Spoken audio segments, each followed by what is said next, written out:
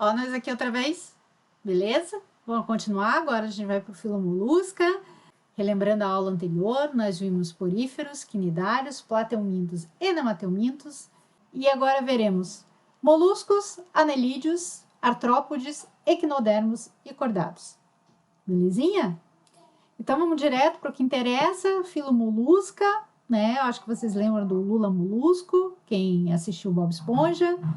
Então, o que é a lula? O que o polvo ele tem? É um corpo bem mole, é por isso que ele se chama de molusco, porque é mole, tá?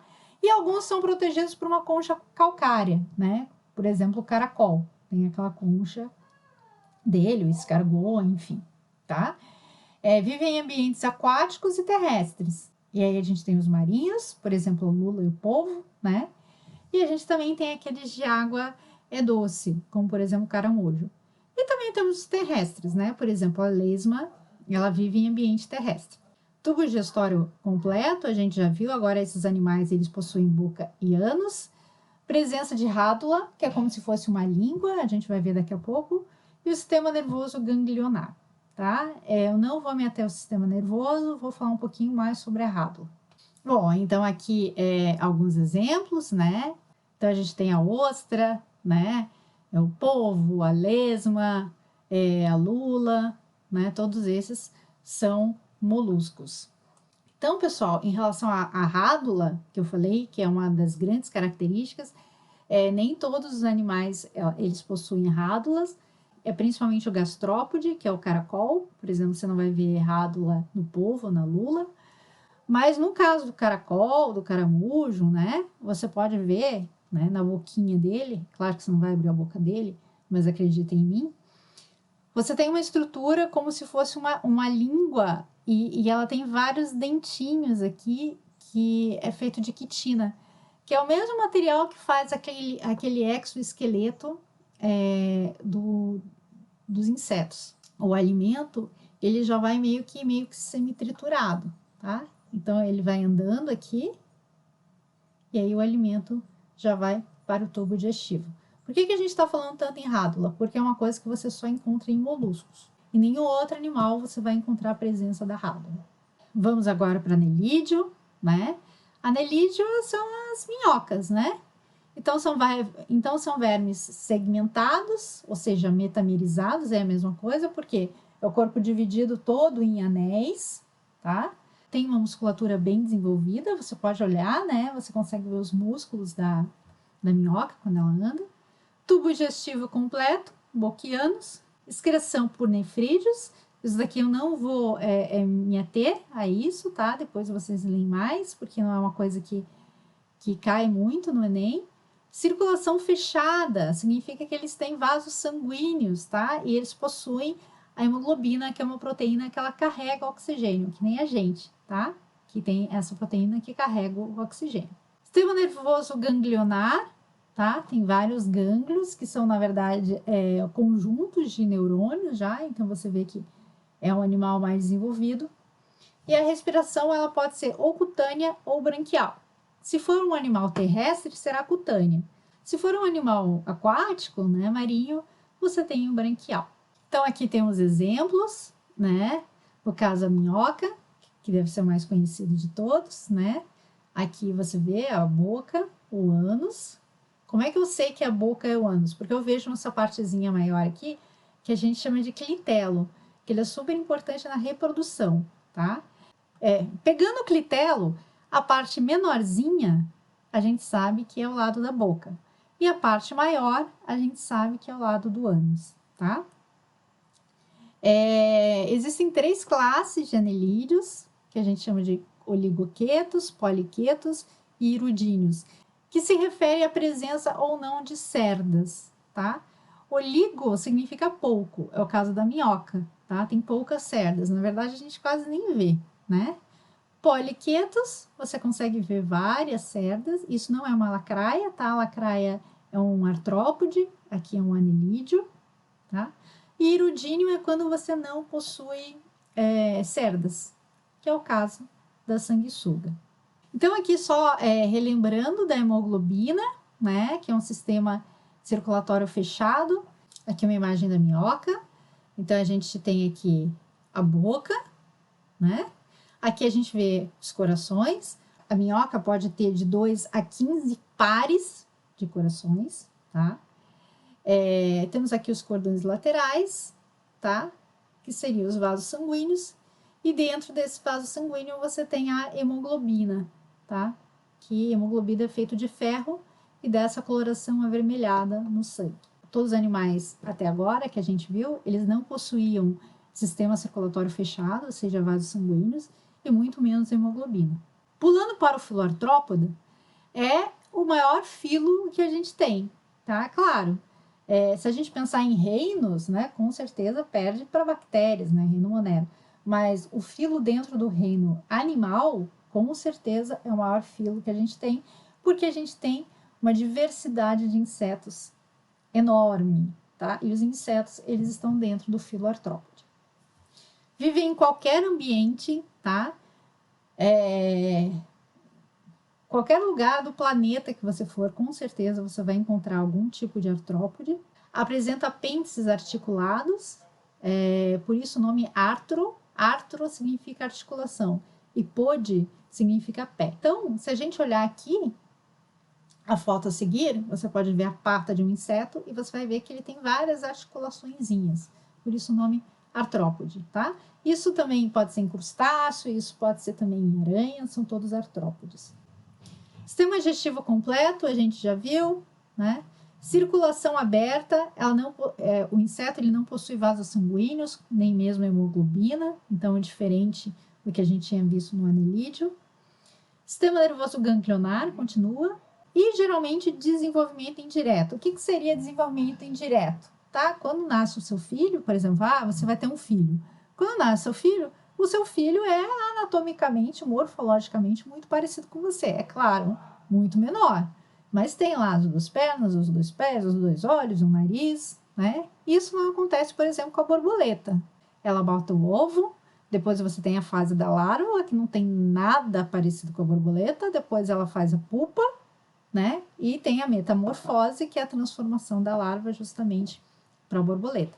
Então, esse desenvolvimento, onde você tem partes de vidas totalmente diferentes morfologicamente, a gente chama de desenvolvimento indireto. Então, vamos começar pela classe do inseto, que com certeza é a classe que tem mais exemplares, né? Todo mundo já viu vários, milhares de tipos de insetos diferentes.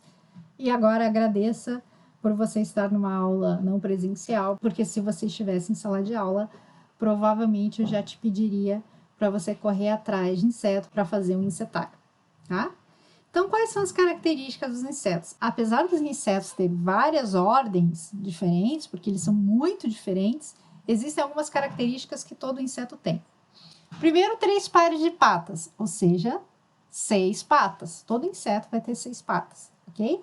Um par de antenas, todo inseto vai ter um par de antenas. Asas ou não, existem insetos que não possuem asas, por exemplo, a traça. A traça não possui asa, tá?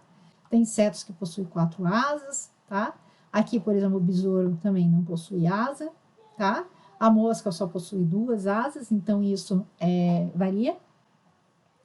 E o corpo do inseto é dividido entre cabeça, tórax e abdômen, tá? Ele é bem dividido, cabeça, tórax, abdômen. A respiração vai ser traqueal e a excreção deles é por túbulos de Malpighi. Meu Deus, professora, você nem ensinou direito o que é respiração traqueal ou excreção por túbulos de Malpighi. Provavelmente no Enem ou na prova que vocês vão fazer de vestibular, não vão pedir para você explicar, mas você tem que decorar que excreção de inseto é por túbulo de Malpighi. Respiração de inseto é a respiração traqueal. Em relação ao desenvolvimento dos insetos, eu falei para vocês o quê? Que é um desenvolvimento indireto, porque você tem a fase da larva. Na verdade, você tem 3 tipos de desenvolvimento, tá? Aquele que não sofre metamorfose, é que nem a gente, do jeito que nasceu idêntico morfologicamente ao adulto, tá? É claro que menor, tá? E aquele que sofre metamorfose, mas sofre mais ou menos e sofre totalmente. Quem não sofre metamorfose, a gente chama de ametábulo, é o caso da traça, tá? Quando a traça sai do ovo, ela já é morfologicamente igual à traça adulta. Nos que sofrem metamorfose, a gente tem aqueles que sofrem parcialmente, por isso que é hemimetábulo, tá?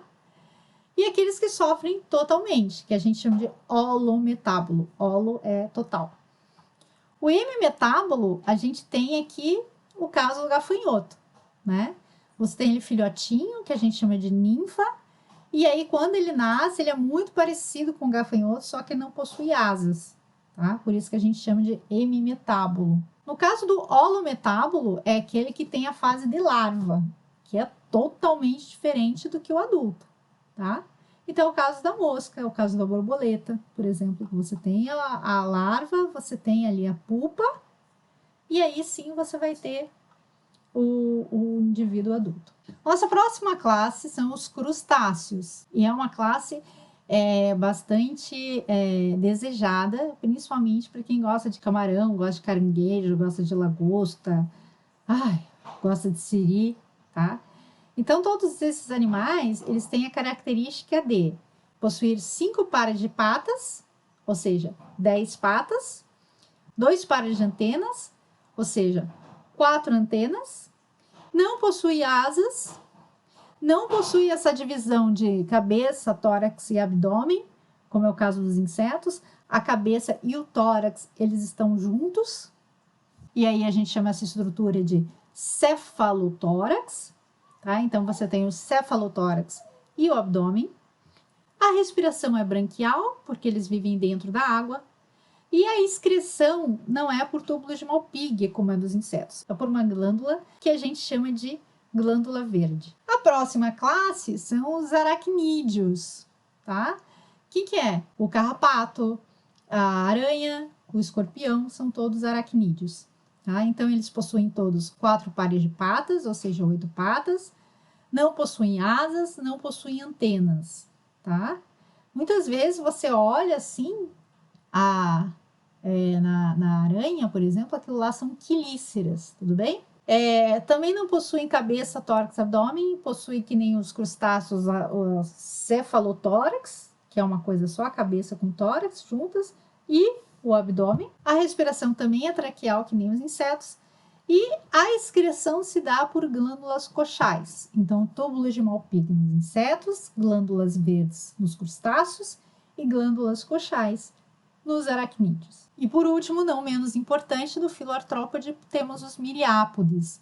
Podes significa pé, miri significa vários, milhões, tá? E aí a gente tem aqui 2 divisões, quilópoda e a diplópoda, ou quilópodes e diplópodes, tanto faz. Qual a diferença entre eles? No caso dos quilópodes, você pode ver que para cada divisão dessa, você tem o quê? Um par de patas. É o caso da lacraia. Já no caso dos diplópodes, para cada divisãozinha dessa, você tem 2 pares de patas. É o caso da centopeia, do gongolo. O nosso penúltimo filo são os equinodermos, tá? E são animais exclusivamente marinhos, ou seja, todos eles são de mar. Eles não são encontrados em água doce nem em ambiente terrestre, tá? A característica deles é a presença de espinhos, tá?